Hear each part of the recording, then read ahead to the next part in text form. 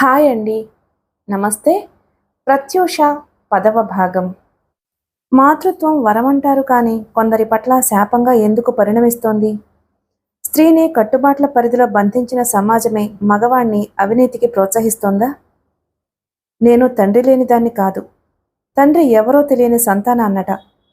అమ్మకి పెళ్లి కాకుండానే నేను పుట్టానట. నన్ను చూసి దయానంద్ అన్న మాటలివి. ఆ నిజం నా మనసులో ఎన్ని గాలి దుమారాలను రేపుతోంది.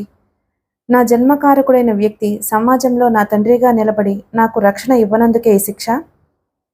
అమ్మ నాకు వయసొచ్చి లోకాన్ని అర్థం చేసుకునే తెలివితేటలు వచ్చాక చెప్పాలి అనుకున్న నిజాన్ని తెలిసి తెలియని వయసులోనే నీతులు ధర్మాలు అర్థం కాని పసి వయసులో ఉండగానే బహిర్గతం చేసింది. నా తండ్రి పేరు కళ్యాణ చక్రవర్తి. 18 ఏళ్ల వయసులో లోకమంతా సుందరంగా కనిపిస్తున్న ఆ రోజులలో అమ్మకి అతనితో పరిచయమైంది. పెళ్లి చేసుకుంటాను అని నమ్మించి అమ్మని వశపరుచుకున్నాడతను. యవ్వనపు తొలిప్రాయంలో సహజంగా ఏర్పడే ఆకర్షణకు లోనైన అమ్మ ఒక బలహీన క్షణంలో అతనికి లొంగిపోయింది. పెళ్లి కాకుండా తన కన్యత్వాన్ని అతనికి అర్పితం చేసిన అమ్మ చేసిన తప్పుకి పశ్చాత్తాపపడే సమయం కూడా దాటిపోయింది.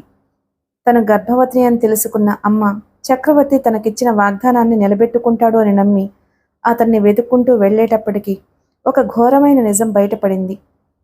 చక్రవర్తికి అంతకు ముందే పెళ్లయింది.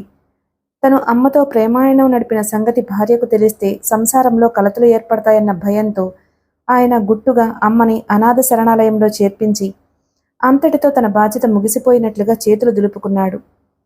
ప్రేమ అనే అందమైన ముసుగులో తన కాముకత్వానికి వంచబడ్డ అమ్మ కన్నవాళ్లకు దూరమై అనాథగా అనామకంగా నిస్సహాయ స్థితిలో కవలపిల్లలను ప్రసవించింది. ఆ శిశువులు జన్మించిన కొద్ది గంటలకే చక్రవర్తి వచ్చి ఒక పాపని తను పెంచుకోదలిచాను అని చెప్పారట. పెళ్లైన 5 సంవత్సరాలకి గర్భవతి అయిన ఆయన భార్య కుముదినికి అనుకోని కాంప్లికేషన్స్ వచ్చి శిశువు చనిపోవడంతో మళ్లీ తల్లయ్యే అదృష్టాన్ని కూడా కోల్పోయిందట. అమ్మ ఆయన కోరికను కాదనే స్థితిలో లేదు. ఆవిడ ఇష్టాయిష్టాలతో నిమిత్తం లేకుండానే ఆయన ఆ పాపను తీసుకువెళ్లారు. అమ్మ ఆత్మకథను విన్నాక నా మనసు చక్రవర్తిపై కోపంతో అసహ్యంతో జ్వలించుకుపోసాగింది. అనాథాశ్రమ స్థాపకుడిగా అనాథలైన మిమ్మల్ని పోషించే కరుణామయుడిగా ఆయన్ని ఇన్నాళ్ళు గౌరవించాను. కానీ అమ్మ జీవితాన్ని చిన్నాభిన్నం చేసిన రాక్షసుడు అతడే అని తెలిసాక నా మనసు అతన్ని హత్య చేయాలన్న కసితో నిండిపోయింది. మా ఆశ్రమంలోని అమ్మాయిలు 4-5 ధనలక్ష్మి చుట్టూ చేరి ఆవిడ చెప్పే కబుర్లు వింటూ ఉంటారు. వాళ్ల వేషభాషల్ని చూస్తే అనాథలని ఎవ్వరూ అనుకోరు. దయానంద్ వెకిలి చూపులు భరించలేకుండా ఉన్నాను. జూన్ 27. అమ్మ నాకిక లేదు. ఎలాంటి అనారోగ్యమూ లేని అమ్మ బాత్రూంలో వైర్లు షాక్ కొట్టి దుర్మరణం పొందింది. నేను ఎస్ఎస్సి ఫస్ట్ క్లాస్లో పాస్ అయ్యాను. అమ్మే ఉంటే ఎంత సంతోషించేదో. బాగా చదువుకుని నా కాళ్ల మీద నేను నిలబడాలన్న నా కోరిక నెరవేరలేదు.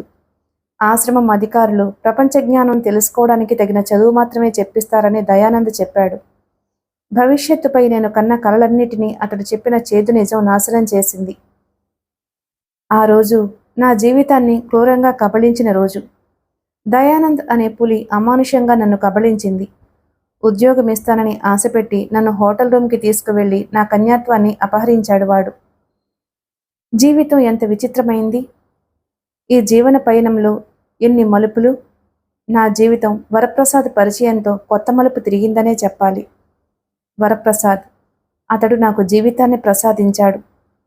బాగా చదువుకుని ఉద్యోగస్తురాలను అవ్వాలి అని కలలు కన్న నేను నటిగా స్థిరపడిపోయాను. ప్రేమ సమాజంకి విరాళంగా 100 రూపాయలు ఇచ్చాను. స్వశక్తితో సంపాదించుకున్న డబ్బుతో కొంతైనా అనాథలకి ఉపయోగించాలనిపించింది. అందమైన మొగలి పొదల సౌరభానికి ఆకర్షితులమవుతాము. ఆ పువ్వుని సొంతం చేసుకోవాలి అనే ఆశతో దగ్గరకు వెళ్తాము. మొగలి పువ్వుని చుట్టుకుని ఉన్న విషనాగుని ఆ మత్తులో గుర్తించలేము. మనం చేతిని వెనక్కి లాక్కునేలోగానే ఆ నాగు నిర్దయగా కాటేస్తుంది. నాకు వరప్రసాద్ నిజస్వరూపం ఏమిటో అర్థమైంది. నా పతనంలో 2వ మెట్టు వరప్రసాద్. ప్రేమ అనే పదాన్ని వింటే నవ్వొస్తుంది. స్త్రీ పురుషుల మధ్య వాళ్ళు భార్యాభర్తలమని, ప్రేయసీ ప్రియులమని వాళ్ళ మధ్య ఉండేది సెక్స్ తప్ప ప్రేమ కాదు. ప్రేమ అనే పదానికి ఆకర్షణ, వ్యామోహం, కాంక్ష అనేవి పర్యాయ పదాలుగా సరిపోతాయేమో. నిజమైన ప్రేమలో మోసానికి తావుండకూడదు. ప్రేమ అనే పదాన్ని అడ్డుపెట్టుకునే చక్రవర్తి అమ్మని మోసగించాడు. అటు అగ్నిసాక్షిగా వివాహం చేసుకున్న భార్యని మోసగించాడు. ప్రేమ అనే పదాన్ని వింటే నవ్వొస్తుంది అందుకే. రవీంద్ర భారతిలో చంద్రోదయం అనే నాటికను ప్రదర్శించాము. ప్రదర్శన ముగిశాక గ్రీన్ రూమ్లో మేకప్ తీసేసుకుంటూ ఉండగా ఒక వ్యక్తి లోపలికొచ్చాడు. తలెత్తి ఆ వ్యక్తిని చూసి ఉలిక్కిపడ్డాను. చక్రవర్తి. కంగ్రాచులేషన్స్ సింధూరా, నువ్వు ఆ పాత్రలో బాగా నటించావు, కాదు ఆ పాత్రకి జీవం పోశావు అన్నాడు ప్రశంసగా. నేను ఆయన్నే రెప్పవాల్చకుండా చూస్తున్నాను. ఆయన వేషభాషలలో హుందాతనం ఉట్టిపడుతుంది. పైకి ఎంతో ఉన్నతుడిలా సంస్కారవంతుడిగా కనిపించే ఈయన నిజస్వరూపం ఎలాంటిదో నాకు తప్ప మరెవ్వరికీ తెలియదు. చక్రవర్తి, నువ్వు మనిషివి కావు. నువ్వు ప్రదర్శించే మంచితనం, దయ, మానవత్వం ఇవేమీ నీలో లేవు. నువ్వు మేకవన్నె పులివి, వయోముఖ విషకుంభానివి. నీ కడుపున పుట్టిన నేను ఎంత దురదృష్టవంతురాల్ని. ఇన్నేళ్లు తండ్రి ప్రేమ కోసం అలమటించిపోయాను, కానీ నిన్ను తండ్రి అని చెప్పుకోవడమే నాకు అసహ్యం. చక్రవర్తి ఇంటికొచ్చాడు. ఆయన నన్ను కోరిన కోర్కే. అది వినగానే నిర్విణ్ణురాలినయ్యాను.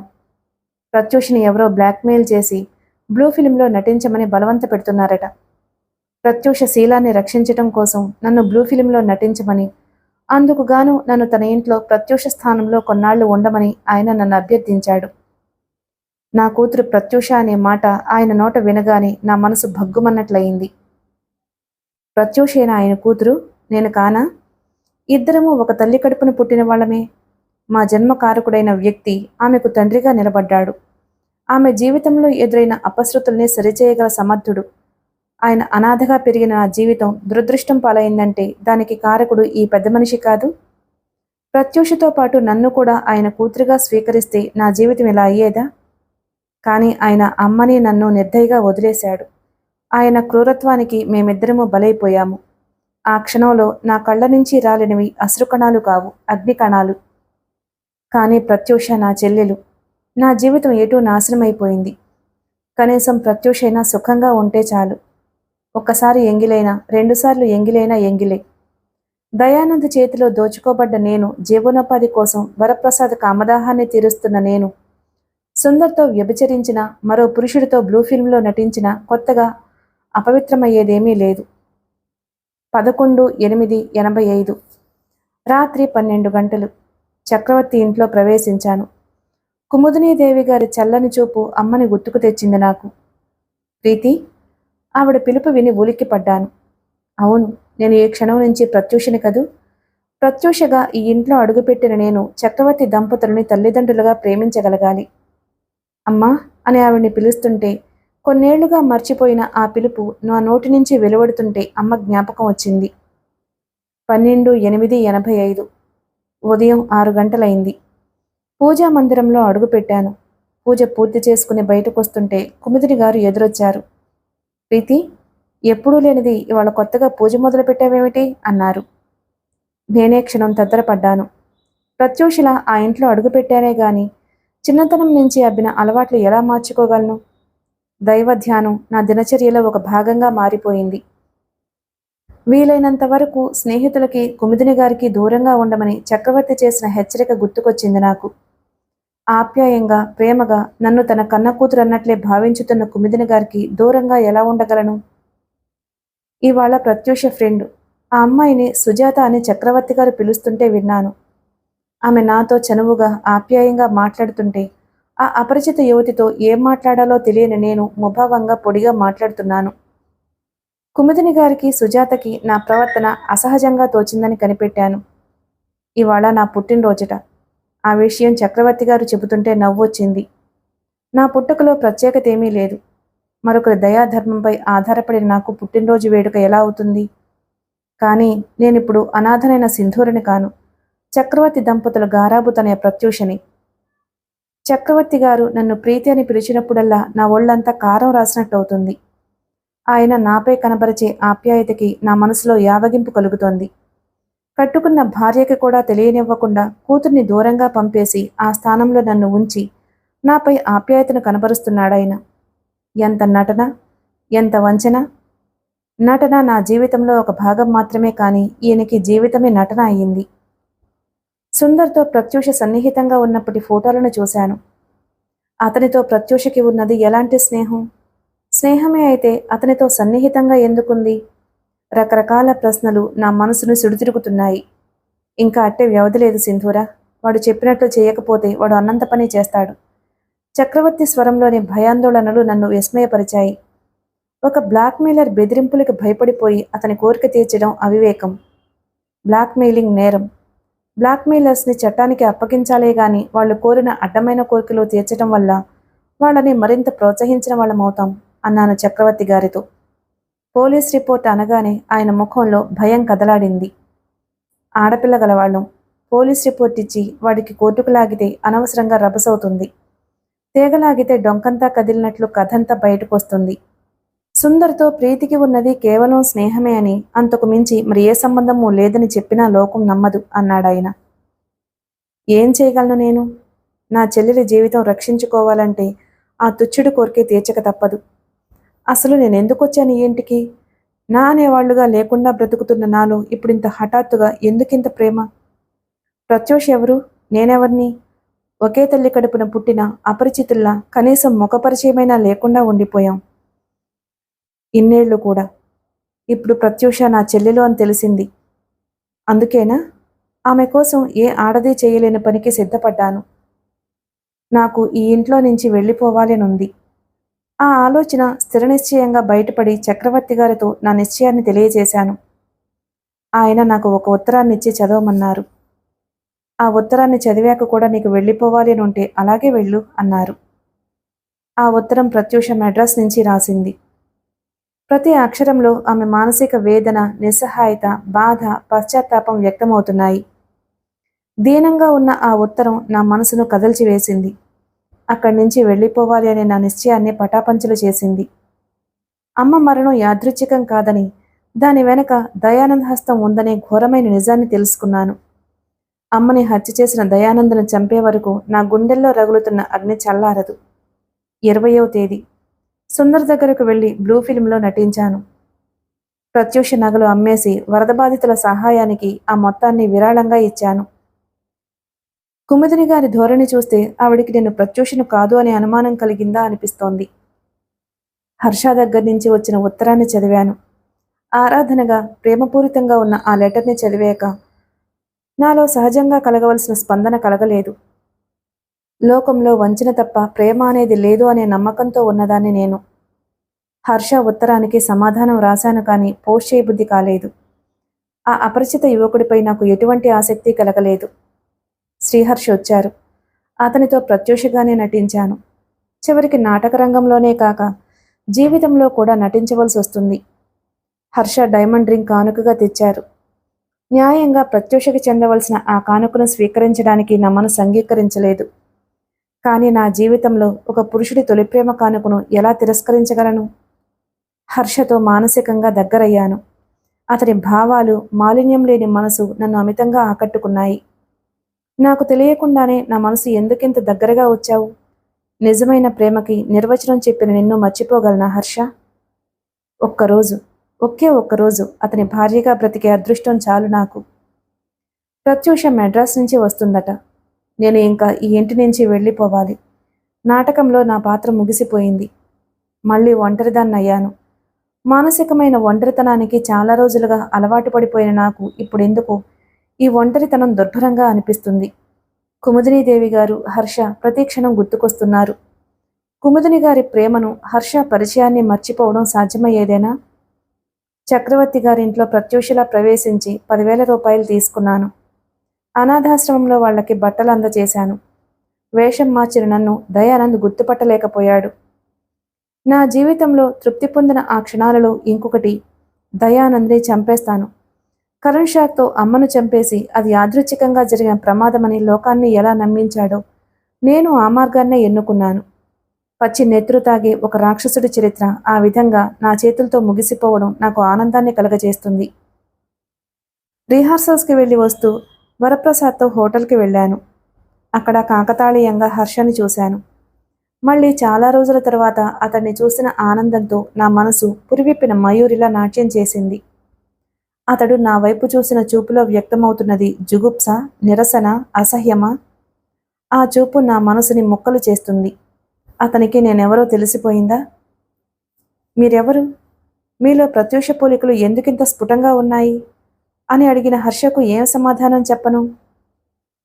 ప్రత్యూష చేతుల్లోంచి ఆ డైరీ జారి కింద పడింది. ఏదో తెలియని ఉద్వేగం, దుఃఖం, ఆందోళన, విభ్రాంతి మనసుని కలగాపులగంగా ఆవరించుకోగా ఆమె అచేతనంగా ఉండిపోయింది. ఆమె చెవుల్లో హోరు బయలుదేరింది. కాళ్ల కింద భూమి కంపిస్తుంది. కళ్లల్లో ఊరుతున్న నీళ్లు జలపాతంలా చెంపలపైకి ఉరికాయి. మనసుని ఆవరించుకుని ఉన్న భ్రమ పంచుపొరలా కరిగిపోయి ఒక కఠిన సత్యం ఆమె కళ్ల ముందు నిలిచి పరిహసిస్తుంది. తన తండ్రి ధనవంతుడైన భేషజం లేని వ్యక్తి, నిగర్వి, ఉన్నత సంస్కారవంతుడు, ఆదర్శమూర్తి అనుకుంది ఎన్నాళ్లుగా. అటువంటి వ్యక్తికి కూతురిగా జన్మించడం తన అదృష్టం అనుకుని మురిసిపోయేది. కానీ తన తండ్రి కామంతో కళ్ళు మూసుకుపోయి ప్రవర్తించిన ఫలితంగా తను జన్మించింది అన్న కఠోర వాస్తవాన్ని ఆమె మనసు అన్వయించుకోలేకపోతుంది. తను ఒక కాముకుడి పాప ఫలితం, కన్యగా ఉండగానే తల్లైన అభాగ్యురాలి అక్రమ సంతానం. ప్రత్యూషకి ఉప్పెనలా దుఃఖం ముంచుకొచ్చింది. ఆమె కన్నీళ్లు తుడుచుకుని వంగి నేల మీద పడి ఉన్న డైరీని తీసి అపనమ్మకంగా మళ్లీ మళ్లీ చదువుతుంది. ఇంతలో హఠాత్తుగా వెనక నుంచి 2 బలమైన చేతులు ఆమెను ఒడిసి పట్టుకున్నాయి. కెవ్వుమంది ప్రత్యూష. ఒక చెయ్యి ఆమెను అరవనివ్వకుండా నోటిపై బిగుసుకుంది. మరో చెయ్యి ఆమె చేతుల్ని వెనక్కి విరిచి పట్టుకుంది. ఆమె అరవడానికి ప్రయత్నిస్తుంది కానీ ఆమె అరుపు గొంతులోనే సుడితిరిగి ఆగిపోతుంది.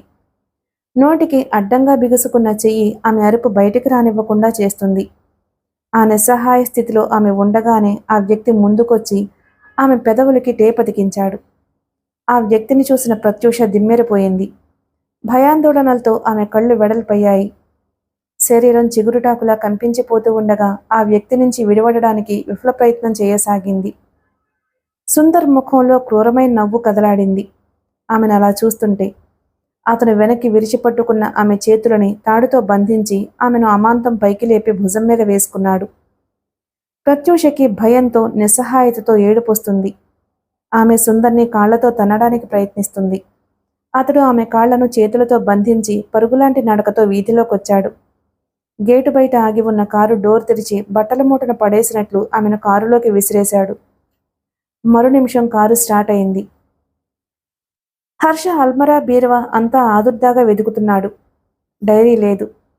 తను డ్రాయర్ సురుగులో డైరీని పెట్టినట్లు గుర్తు. మరి ఎలా మాయమైంది? దాన్ని ఎవరు తీసుంటారు? కుముదినీదేవి ఎప్పుడూ తన గదిలోకి రాదు. మరి ప్రత్యూష? ఆలోచిస్తున్న అతనికి కింద నుంచి ఆమె కెవ్వుమన్న కేక వినిపించింది. అల్లరి పిల్ల. తనని ఆట పట్టించడానికి ఎన్ని వేషాలు వేస్తుంది? అతను విసుగ్గా గది తలుపులు మూసి కిందకొచ్చాడు. ప్రత్యూష హాలులో కనిపించలేదు అతనికి. ప్రీతి పిలిచాడతను. ఆమె అతని పిలుపుకి బదులు పలకలేదు. ఆమె ఏమోలో దాక్కుని తనను ఏడిపిస్తుంది అని అతని ఊహ. అతను గదిలోకి వెళ్ళాడు. ఆమె గదిలో లేదు. అతను తిరిగి హాల్లోకి వస్తూ ఉండగా బయట కారు స్టార్ట్ అయిన శబ్దం వినిపించింది. వీధిలోకి వెళ్లి హాలు తలుపు బార్లా తెరిచి ఉండడాన్ని అతనప్పుడు గమనించాడు. అతనిలో రక్త ప్రసరణ ఆగినట్లయింది. యేసోబుని పిలుస్తూ ఆదుర్దాగా వీధిలోకొచ్చాడు. వరండాలో నేల మీద పడి మూలుగుతున్నాడు యేసోబు. వాడి చేతులు వెనక్కి విరిచి కట్టబడి ఉన్నాయి. నోట్లో గుడ్డలు కూరబడున్నాయి. హర్షాకి అప్పటికిగానే జరిగిందేమిటో అర్థం కాలేదు. క్షణకాలం అతడు కర్తవ్య విమూఢంగా నిస్తేజంగా నిలబడిపోయాడు. మరుక్షణం తెలివి తెచ్చుకుని యేసోబు కట్లు విడిపించాడు. ఎవరో ఒకతను కారులో వచ్చి నన్ను కట్టుపడేసి అమ్మాయి గారిని ఎత్తుకు వెళ్ళిపోయాడు బాబు. యేసోబు బావురుమన్నాడు. హర్ష వాడు చెప్పింది వినగానే ఒక అంగలో వీధిలోకొచ్చాడు. ఉన్న 2 కార్లలో ఒకటి అంతకు ముందే మేనమామ వేసుకుని వెళ్ళాడు. రెండోది సర్వీసింగ్కి వెళ్ళింది. అతను పరుగులాంటి నడకతో టాక్సీ స్టాండ్ వైపు వచ్చాడు. సింధూర ఉలిక్కిపడి లేచింది. చుట్టూ కటిక చీకటి ఆవరించుకుని ఉంది. అక్కడి నుంచి బయటపడాలి అన్న కాంక్ష బలీయం కాగా ఆమె చేతిలోని ఇనపరాడుతో తలుపు దగ్గరకు వచ్చింది. బయట కారాగిన శబ్దమైంది. సింధూర చప్పున కీహోల్లోంచి బయటికి చూసింది. ముందు ప్రత్యూష కనిపించింది. సుందర్ ఆమెను వెన్నంటి వస్తున్నాడు. ఆమె రక్తం ఆవేశంతో ఉడుకులెత్తింది. సుందర్ ప్రత్యూషని బెడ్రూంలోకి తీసుకువెళ్లడం స్పష్టంగా గమనించింది. సింధూర బలమంతా ఉపయోగించి ఇనపరాడుతో తలుపుల మీద బాదింది.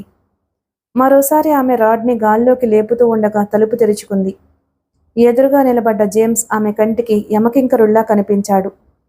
సింధూర కనురెప్పపాటులో చేతులెత్తి అతని తలపై రాడ్డుతో బాదింది. జేమ్స్ కెవ్వుమన్నాడు. తలపై గట్టిగా తగిలిన దెబ్బతో అతని కళ్ళు పచ్చబారి మెదడు గింగిర్లెత్తింది. అతని కళ్ల ముందు చీకటి వలయాలు కమ్ముకొస్తూ ఉండగా నేల కూలాడు. సింధూర క్షణం ఆలస్యం చేయకుండా బెడ్రూమ్ తలుపుల దగ్గరకు చేరుకుంది. తలుపులు లాక్ చేయబడి ఉన్నాయి. మరోసారి ఆమె చేతుల్లోని ఇనపరాడ్డు తలుపులపై మోగింది. కొన్ని క్షణాల తరువాత తలుపులు ఊడొచ్చాయి. ఎదురుగా కనిపించిన దృశ్యం ఆమె రక్తాన్ని మరిగించింది. సుందర్ ప్రత్యూషపై తన పశువాంఛని తీర్చుకోవడానికి ప్రయత్నిస్తున్నాడు. చేతులు వెనక్కి విరిచి కట్టబడి ఉన్న ప్రత్యూష అతన్ని కాళ్లతో తన్నడానికి ప్రయత్నిస్తుంది. సింధూర ఒక అంగలో లోపలికి వెళ్లి శివంగిలా అతడిపై విరుచుకుపడింది. ఒరేయ్, ఆమెను వదలరా, లేకపోతే నీ ప్రాణం తీస్తాను. ఆమె స్వరం సింహగర్జనలా ఉంది. ఆమె శరీరంలోని యావత్ శక్తిని చేతుల్లోకి కేంద్రీకరించుకుని అతని షర్టు కాలర్ పట్టి వెనక్కి గుంజింది. సుందర్ ఆమెను విసురుగా వెనక్కి తోశాడు. సింధూర వెనక్కి తూలి పడబోయి అతి ప్రయత్నం మీద నిలదొక్కుంది. ఆమె చప్పున పక్కన పడి ఉన్న ఇనపరాడ్ని చేతుల్లోకి తీసుకుని గాల్లోకి లేపింది. అది చూసిన సుందర్ ఊహించిన వేగంతో కదిలి కాలితో బలంగా ఆమె కడుపుపై తన్నాడు. అమ్మా అని హృదయవిదారకంగా అరుస్తూ కడుపు చేత్తో పట్టుకుని నేలకూలింది సింధూర. పెదవులు బిగబట్టి బాధని దిగమింగుతూ రెట్టించిన పట్టుదలతో లేచింది. సుందర్ ఆమెను అవతలికి తోశాడు. సింధూర అతను తోసిన తోపుకి అవతల గదిలో పడింది. సుందర్ తిరిగి బెడ్రూంలోకి వెళ్లి తలుపు మూసేయబోయాడు. సింధూర దృష్టి అక్కడ టీపాయ్ మీద ఉన్న రివాల్వర్పై పడింది. ఆమె దాన్ని చేతుల్లోకి తీసుకుని సుందర్కి గురిపెట్టింది. మరుక్షణం ఢామ్ అనే శబ్దం ఆ గదిలో ప్రతిధ్వనించింది. సుందర్ గుండె చేత్తో పట్టుకుని నేల కూలాడు. సింధూర వెంటనే ముందుకు ఉరికింది. రక్తపు మడుగులో పడి ఉన్న సుందర్ కళ్ళు తెరిచి ఆమెనే చూస్తున్నాడు. అతని చెవుల్లో ఎందరో అభాగినుల ఆర్తనాదాలు, హృదయఘోషలు వినిపిస్తున్నాయి. ఎదురుగా ఎర్రని చీరా జాకెట్టు ధరించి ఉన్న సింధూర నుదుట చెరిగిన కుంకుమతో, విడివడిన కేశపాసంతో, అగ్నికణాలను విరజిమ్ముతున్న కనులతో కాళికలా కనిపిస్తుంది. ఆమె కనుల్లోని అగ్నికీలలు తనను దహించి వేస్తున్న అనుభూతి చెందుతున్నాడతను. కళ్ళ ఎదుట కనిపిస్తున్న ఆమె రౌద్రంగా, చండికల, చాముండిల, కాళికల, అపర దుర్గల, ఆదిశక్తిల, ప్రళయకాల మృత్యుదేవతలా ఉంది. ఆమెనే చూస్తున్న అతను కళ్ళు మూసుకున్నాయి. అతనిలోని చలనం ఆగిపోయింది. సుందర్ మరణాన్ని కళ్ళారా చూసిన సింధూరలో వెరుపు లేదు. తను ఒక నిండు ప్రాణాన్ని చేతులారా తీశానని, హంతకిగా చట్టం ముందు నిలబడవలసి వస్తుంది అన్న భీతి లేదు. అవినీతి అనే క్యాన్సర్ వ్యాధి వ్యాపించిన కణితికి శస్త్రచికిత్స చేసిన నిపుణుడైన డాక్టర్ల ఆమె కళ్ళు తృప్తితో మెరుస్తున్నాయి. ఆమె నిర్భయంగా ముందడుగు వేసింది. వీధి తలుపు తట్టిన శబ్దం వినిపించింది. సింధూర క్షణం ఉన్న చోటనే ఆగిపోయింది. వచ్చిందెవరు? పోలీసులే ఉంటారా? తన సుందర్ని హత్య చేసిన విషయం అప్పుడే పోలీసులకు తెలుసుంటుందా? ఆమె ఏం చేయాలో చకచక ఆలోచించి నిర్ణయం చేసుకుంది. ఎవరొచ్చారు అన్నది అప్రస్తుతం. ముందు ప్రత్యూషని ఇక్కడి నుంచి వెంటనే పంపించేయాలి. ఆమె చప్పున గదిలోకి వెళ్ళింది. ప్రత్యూష మంచం మీద కాళ్ళు చేతులు కదపలేని నిస్సహాయ స్థితిలో పడుంది. కళ్ళు మాత్రం అవిరామంగా వర్షిస్తూనే ఉన్నాయి. సింధూర ఆమెను పైకి లేపి ఆమె పెదవులకి అంటించిన టేపును లాగేసింది. తరువాత ఆమె చేతుల కట్లు విప్పసాగింది. అక్కా! ప్రత్యూష దుఃఖం, ఆనందం మిళితమైన స్వరంతో బేలగా పిలిచింది. సింధూర క్షణకాలం దిమ్మెరిపోయింది.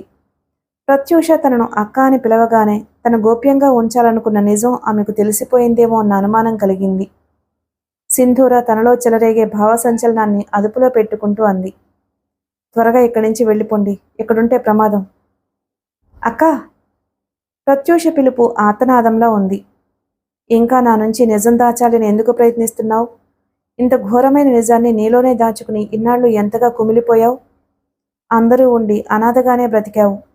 చివరికి నా కోసం ఎందుకింత త్యాగాన్ని చేశావు?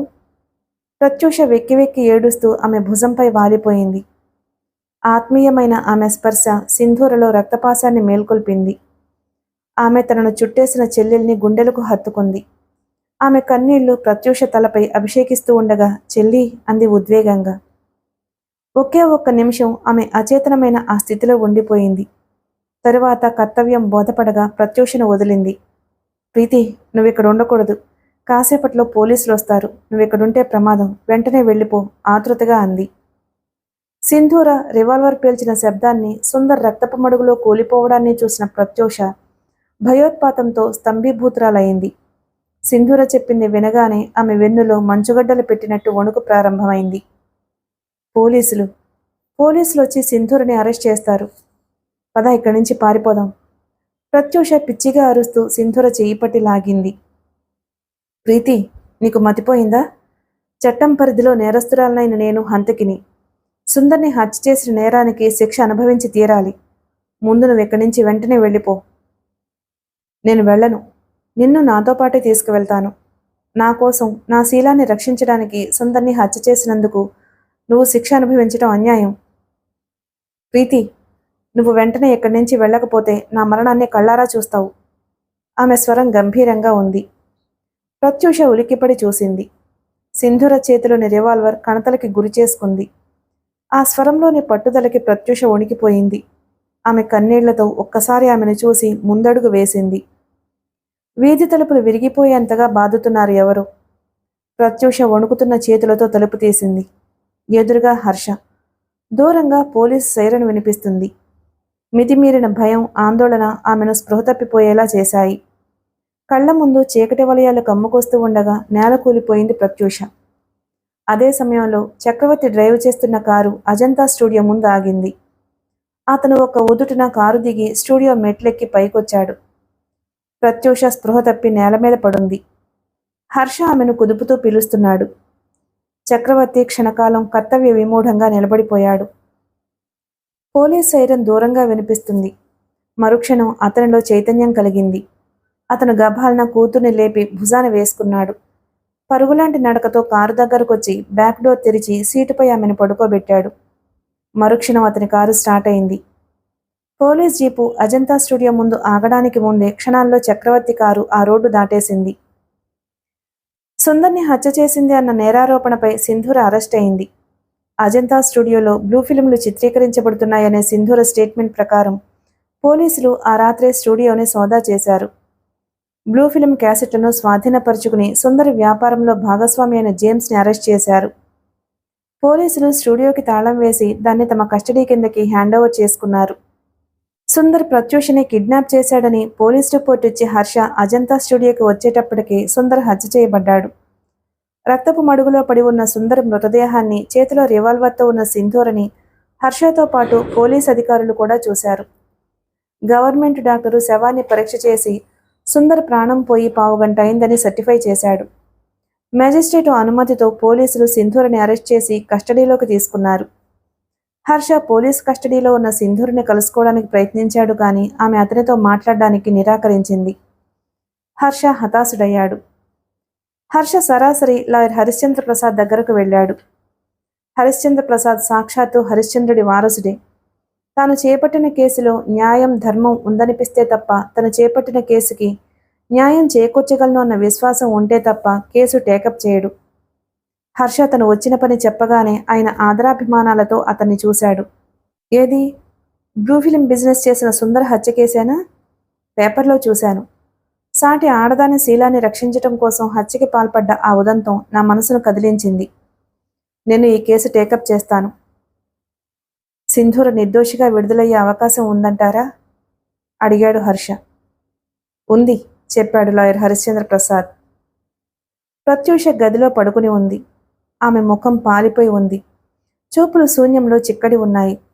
కళ్ళు మూసినా తెరిచినా రక్తపు మడుగులో పడి ఉన్న సుందర మృతదేహం, రివాల్వర్తో అప్రకాళికలా నిలబడి ఉన్న సింధూర కనిపిస్తుంటే ఆమె శరీరం ఉలికిపాటుతో జలధరిస్తుంది. సింధూరని తలుచుకుంటే ఆమె మనసు దుఃఖ సముద్రమే అవుతుంది. తనని రక్షించాలన్న తపనతో ఎంత సాహసానికి ఒడిగట్టింది. అసలు దీనికంతటికీ కారకుడు తండ్రి కదూ. తండ్రిని తలుచుకోగానే ప్రత్యూషలో ఆవేశం ఉరకలు వేసింది.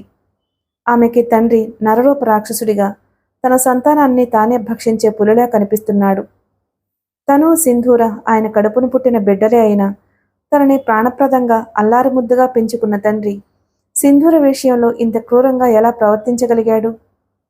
ప్రీతి, తండ్రి పిలుపు వినగానే ఆమె తలెత్తింది. ఆమె చూపులలో నిరసన, తృణీకారాలతో కూడిన పదునైన భావం దూసుకొచ్చింది. ఆమె విసురుగా ముఖం తిప్పేసుకుంది. జ్వరం తగ్గిందా తల్లి? ఆప్యాయంగా అడిగాడు. అదే ఆప్యాయత, అదే లాలన, ఎంత నటన! ప్రత్యూష మనసు అసహ్యంతో నిండిపోయింది. ఆమె చివాలన మంచం దిగి తోలబోయింది. ఆమె శరీరం నీరసంతో వణికింది. చక్రవర్తి కూతుర్ని పొదివి పట్టుకున్నాడు. ప్రత్యూష తండ్రి చేతుల్ని విదిలించి మంచం మీద కూలబడింది. దయుంచి నాపై మీ కపట ప్రేమను ఆపేక్షను చూపించి ఇంకా నన్ను మోసం చేయకండి చక్రవర్తి గారు. అనాథనైన నన్ను అనాథగానే మిగిలిపోనివ్వండి. ప్రీతి, విఫలంగా ఉంది చక్రవర్తి స్వరం. ఏమిటి నువ్వు మాట్లాడేది?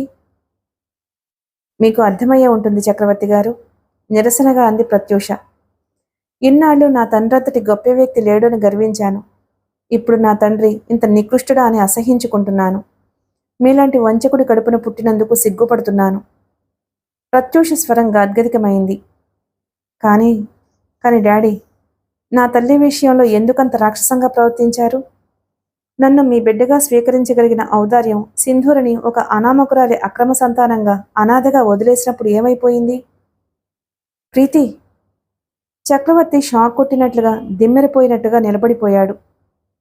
తన జీవితంలో తెరమరుగున ఉండిపోయిన కఠోర వాస్తవం కూతురికి తెలిసిపోయిందా? సింధూర జీవితం కుక్కలు చింపిన విస్తరణ అవడానికి కారకులు మీరు. ఇవాళ సింధూర జైలుపాలైందంటే అందుకు కారకులు మీరు. కన్న తండ్రిగా రక్షణ కల్పించవలసిన మీరే ఆమెను భక్షించారు. ఆ అమాయకురాలి 100 ఏళ్ల జీవితాన్ని నాశనం చేశారు. దుఃఖంతో ఆవేశంతో వణికిపోతూ అరిచింది ప్రత్యూష. చక్రవర్తి క్రోధావమానాలతో ఉడికిపోయాడు.